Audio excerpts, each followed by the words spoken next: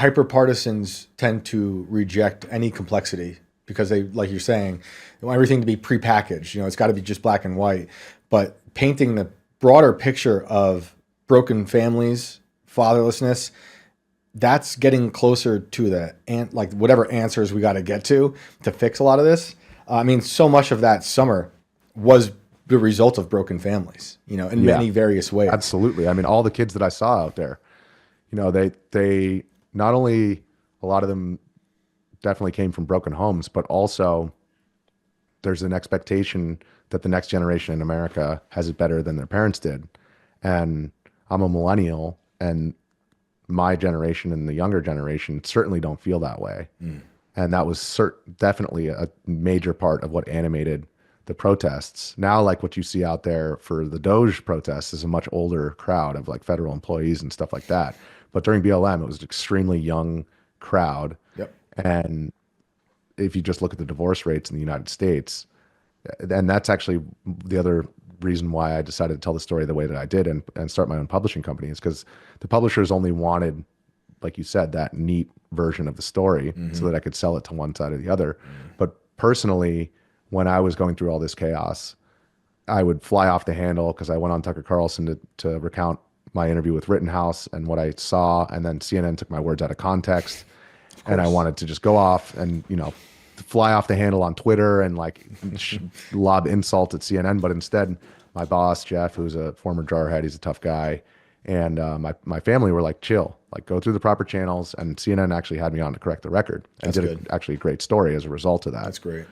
So my own family and my own friends were the ones who kept me propped up when I needed it. And so personally speaking, that also was impactful during that chaotic time. Yeah. An image that haunts me a lot from that summer that also speaks to just broken homes leading to nihilism is that live stream of David Dorn getting shot and the kids like gathering around him they seem like they're in shock, but it's also just like mayhem, and they're looting the store that he was protecting. And then there was just so many stories that from that summer of innocent people dying, you know, I think in the Chaz, right? I talk about that in the book as well. So all these corporations that are headquartered in Seattle, Microsoft and Amazon and Boeing and Starbucks, they all were donating and actively publicly signaling support for Black Lives Matter and black causes. And yet the people who were killed, the first thing they did in the Chaz when they abandoned the police precinct was establish their own border walls, barriers they called them, not a wall, because that would be too Trumpian. That's right. And then they put armed guards there. And while I was in the Chaz, I saw a dude with a Desert Eagle with a needlepoint belt that was holstered by a needlepoint belt that was swinging around. And I was like, where'd you get that holster? And he was like, oh, my mom made it. So that goes back to what you were saying of, you know, these kids who are still living in their parents' basements, but also at the end of the Chaz, they shut it down because not one, a 16-year-old black kid and then a 19-year-old black kid both got killed at those checkpoints. That's right.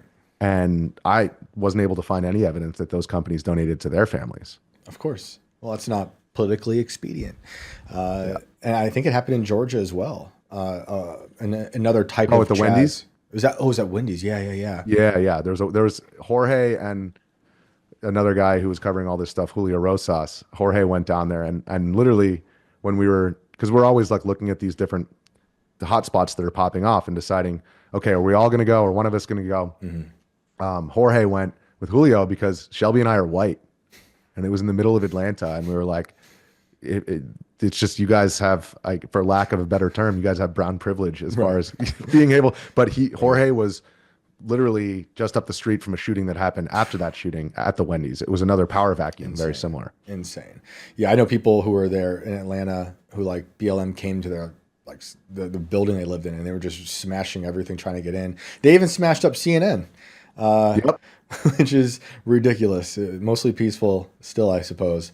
What did one of those, I guess outside of Kenosha, like was one of those the scariest? Was the Chaz something like about that scarier than the others? Chaz was probably the scariest behind Kenosha. Well, January 6th was just surreal. Yeah. But Seattle is open carry. So there were a lot of instances there, and I talk about in the book, of The BLM folks have their this one like 300-pound guy, this big fat dude with an AK-47 with a drum magazine. The Proud Boys came in as security for some activists who brought in flags, and they all have pistols. And so these guys are getting into these altercations, even coming to blows, and they're armed. And it wasn't until like afterwards the Proud Boys beat the crap out of this one guy right outside Chaz. And Shelby and I published the footage. Multiple of those Proud Boys were on probation, but we had to publish it regardless of the fact that it was going to get these brawlers arrested, and that we were going to then be on their crap list too, as well as the Antifa elements. Of course. So we were nobody's friend. But in the footage, when we reviewed it afterwards, the guy who was getting beat up like went for one of the Proud Boys' guns and just missed it. So we asked the question of what if he had gotten that gun, and it was almost a weird premonition to what happened in Kenosha. Wow. That's crazy. And that's the way that these power vacuums work, is the most well-armed is always going to prevail. And that chapter is called Lord of the Chaz.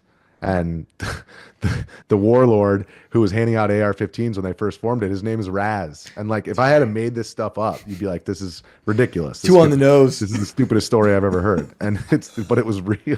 Wait, wasn't he a rapper, right? I hate to laugh, but it's like sometimes there's no other reaction. Was he a rapper with the flamethrower? Who? Raz? Was he a rapper with a flamethrower? Raz is a rapper. Yeah, Raz Right. Simone. Right. Yeah. Yeah. I'm sure you can still find his YouTube video from the Chaz time, where he's got the flamethrower in the back of a van or something. Yep. I was like, how I mean, it is was this lawless. real? It was insane. I mean, there were parts of the Chaz that were incredibly entertaining just because it was such a freak show. But yeah, after the sunset, you'd have fights. Right. You'd have people who were hammered, drunk, and armed. And it got pretty terrifying pretty quickly. And yeah, it was like a week or two after we went home that the shootings happened. So before I let you go, something we talk about on this show a lot is what I call the war on reality. And for people who aren't on the ground like you are for a lot of these situations, can you give advice on how can people discern what is true or not in the news? Like, how can you help them? Definitely. Well, it's getting pretty weird with like AI and all that, but I think in the present landscape, individuals trust individuals rather than big corporate news brands. I mean, I think that the major corporate news brands that drove our discourse for the last 40 years have proven themselves pretty inept at parsing that out, from Kenosha being a prime example of that, January 6th being another prime example of that. But if you have people that you trust who are out there, and I can name a couple, BG on the Scene, who's always out there, Ford Fisher, and these guys were all in Kenosha and January 6th. Right. So there's a very small group of people. Julio Rosas, Yep. Drew Hernandez is out there. If you go to those sources, then you're guaranteed that that individual is going to be putting not just the footage, but not a tiny little clip of some guy getting punched in the head just to rouse up their crowd. Yeah. They have a long history of publishing, at least especially Ford Fisher and BG on the Scene and Julio, of showing the full picture. Yeah. So you can turn to those people for these protests and just go to the raw footage, because these guys are live streaming the whole thing, and you can go to the full live video and watch it. So I think as far as like protests are concerned, you go to those sources, and then you can see the different aspects of that are getting cherry picked by the commentators and the people sitting in their multi-million-dollar studios. Yeah, so don't go straight to cable news after a tragedy. Go to the people who are actually on the ground.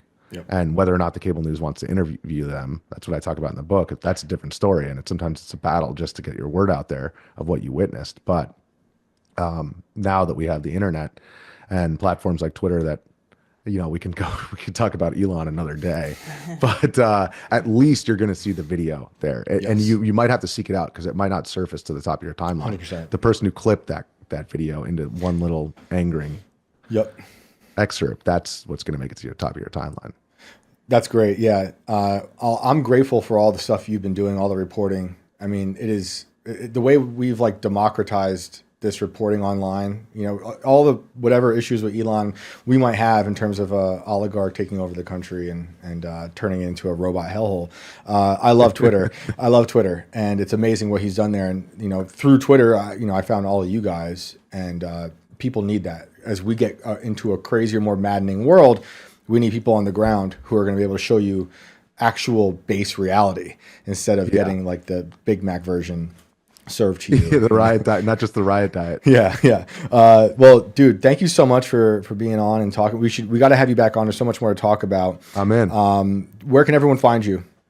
At Richie McGinnis, RichieMcGinniss.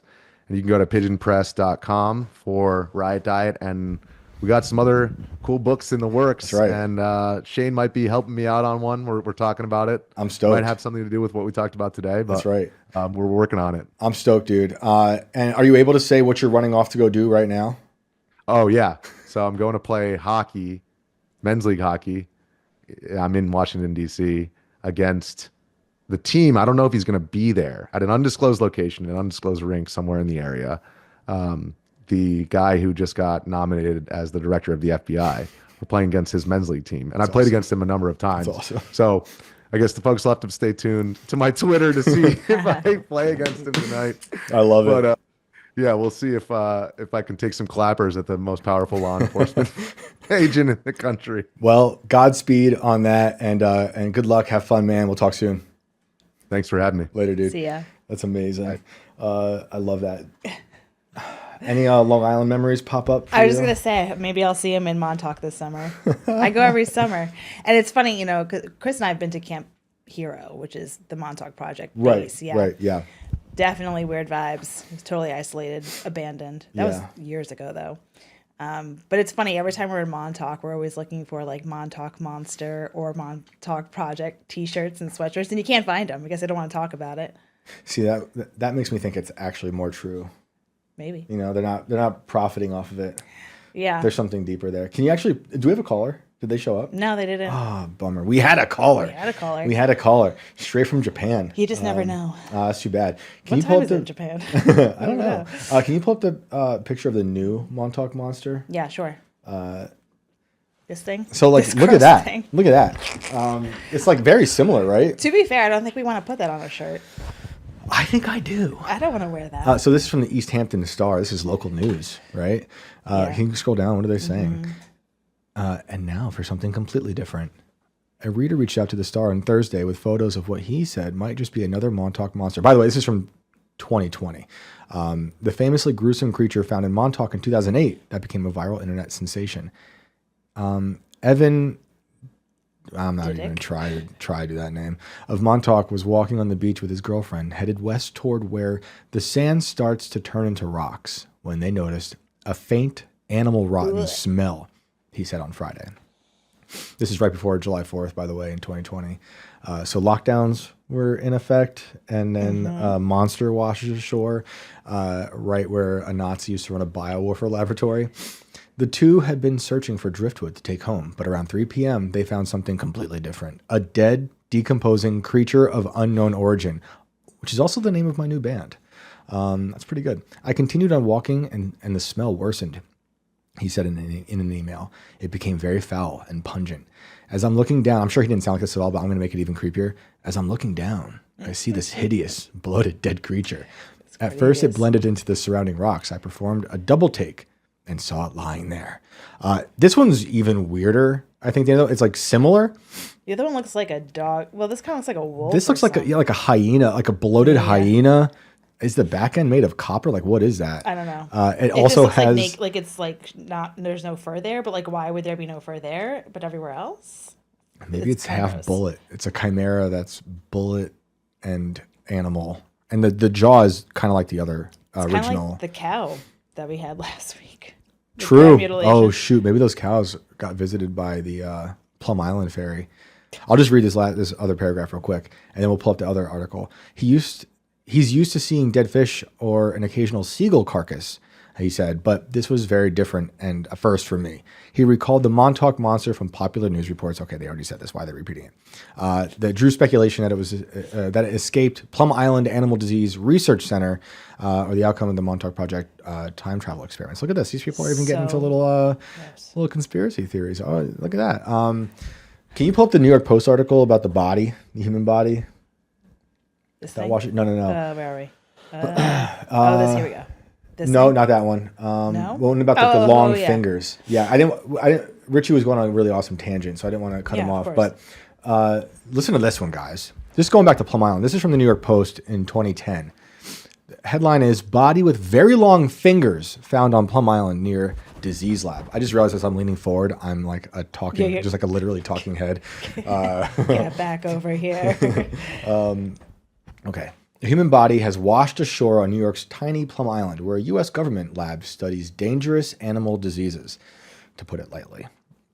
Police say a security guard discovered the clothed body Thursday afternoon on the island's southwest beach area, where access is restricted. Police on Long Island said an autopsy determined the partially decomposed body was that of a black male about 6 feet tall with a large build and very long fingers. They said there were no obvious signs of trauma and no immediate cause of death. Plum Island is about, wait, can you go down? Sure. Is that the whole article? That's the whole article. Oh, man. All right. Well, there's another article where they later, because the autopsy later on, they say he had 5 holes in his head. Oh. So I don't know who did this autopsy, but in the other autopsy, he had 5 holes in his head. Oh, boy. I thought I sent you that one. Mm-hmm. So Long Island's super weird. And for those who've listened, you know my dealings there with the serial killer and how many serial killers are operating or have been operating there. You know, we don't know how many serial killers are operating in America right now just because, like, we don't know. I actually saw a funny, not funny, but an interesting video about the FBI. I think it was FBI released their findings that they believe there are a lot of serial killers that happen to be truck drivers. Well, yeah, it's probably easy to be a truck driver. Right. I just feel like it's also perhaps propaganda to get people to stop. They want to just go all automated. You know, we got to stop the serial killings. So don't pay drivers to go across the country and be serial killers. We've had truck drivers on the show. Yeah. Tony from Tony Merkel from Merkel Media, former truck driver. To ask him what he thinks about this recent finding in serial killers, but it makes sense. Yeah, they can hop across the country. Truck driver. That's right. Alex's father-in-law might be a serial killer. Alex, I'm sorry. No, I'll just do this. I actually knew not a serial killer. I knew a truck driver from Long Island. He might be a serial killer though. But yeah, no, all that Long Island serial killer stuff I did, reporting I did rather, will always haunt me because it's like, how could this guy live in this area? And there's just all these other horrible serial killers in the same area. It was insane. It's something in the water. Well, I think we figured it out today. It's the frequencies from the radio labs in Montauk, in the Montauk Project, and they have long-lasting effects. And whatever Tesla knew something was going on there.